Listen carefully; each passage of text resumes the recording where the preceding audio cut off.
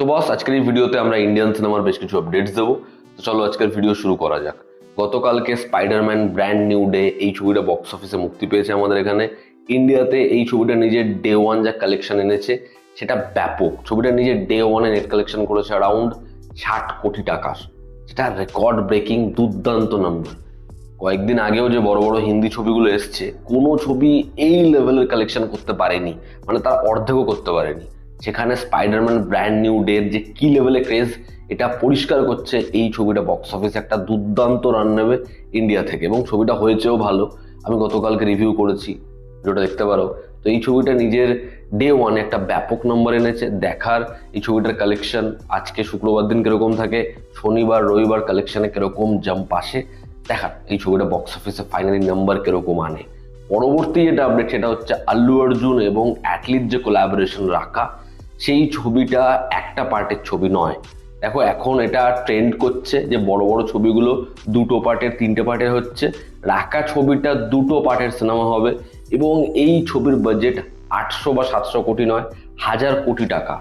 Atlit ছবির budget বাড়া এটা নতুন কিছু নয়, এটা হয়েই এসেছে। সে যার অ্যাসিস্ট্যান্ট শঙ্কর, তার ছবির বেলাও এটা হয়েছে, এবার এখন অ্যাটলির বেলাও এটা হচ্ছে। ছবিটার বর্তমানে যেরকম যা বাজেট শোনা যাচ্ছে সেটা 1000 কোটি টাকা হবে, এবং এই ছবিটা দুটো পার্টে আসবে, এবং দুটো পার্ট মেবি একসাথেই মেকার্সরা শ্যুট করছে।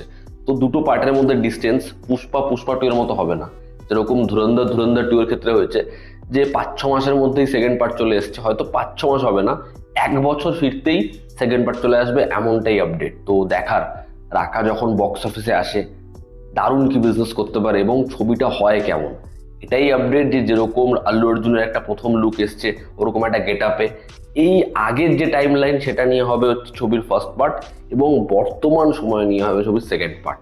দেখার আল্লু অর্জুনের এই ছবিটা হয় কেমন। আমরা যদি পরবর্তী আপডেটে আসি, আহমেদ খান যে রিসেন্টলি অক্ষয় কুমারের সাথে ওয়েলকাম টু দ্য জঙ্গল ছবিটা বানিয়েছে, সেই ডিরেক্টরের সাথে অক্ষয় কুমার ফার্দার আরও একটা ছবি নিয়ে কাজ করতে চলেছে, এমনটাই আপডেট। এবার আহমেদ খান নিজেই এই বিষয়টা জানিয়েছে যে অক্ষয় কুমারের সাথে তার পরবর্তী ছবির কথা চলছে।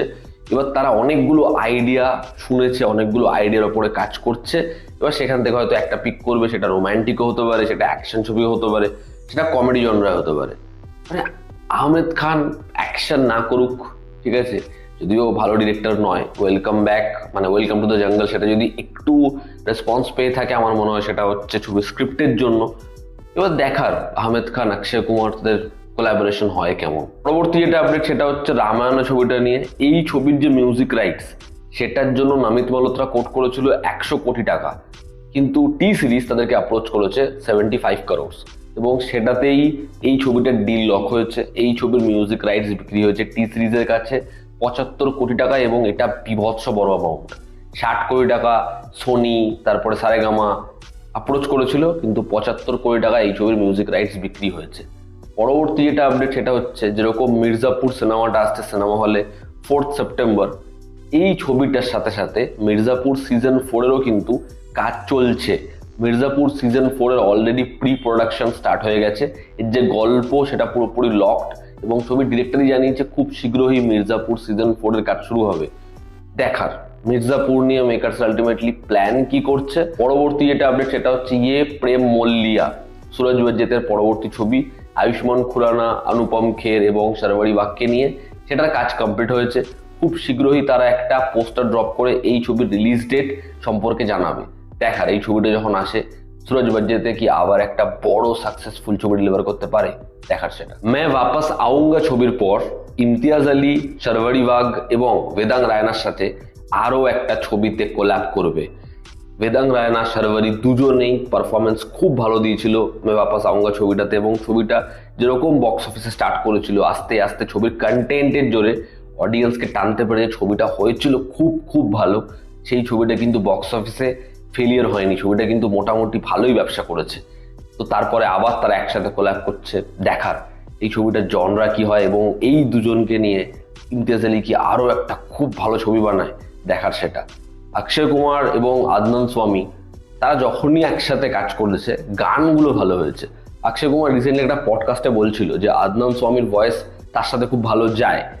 অক্ষয় কুমারের পরবর্তী ছবি আনিস বাজমির সাথে, যেটা এবছরই আসবে, যেটার আপাতত টাইটেল শোনা যাচ্ছে রাম और শ্যাম। সেই ছবিতে আদনান স্বামীর একটা গান রয়েছে, দেখার আদনান স্বামীর এই গানটা হয় কেমন। এবং আজকের অন্তিম যেটা আপডেট, যেরকম ছাওয়াতে ভিকি কৌশলের একটা বিভৎস ট্রান্সফরমেশন আমরা দেখেছি, সেরকমই বা তার থেকেও আরো ব্যাপক ট্রান্সফরমেশন দেখবো আমরা মহাভাতার ছবিটায় ভিকি কৌশলের। দেখার ভিকিকে ম্যাডক এই ছবিতে কিরকম ভাবে প্রেজেন্ট করে, এই ছবিটা বক্স অফিসে কিরকম নাম্বার আনতে পারে। তো এই ছিল আজকের লেটেস্ট আপডেটস। এটা তোমাদের কি অপিনিয়ন জানিও। জনতা আমাদের পাশে আছে, আবার দেখা হচ্ছে।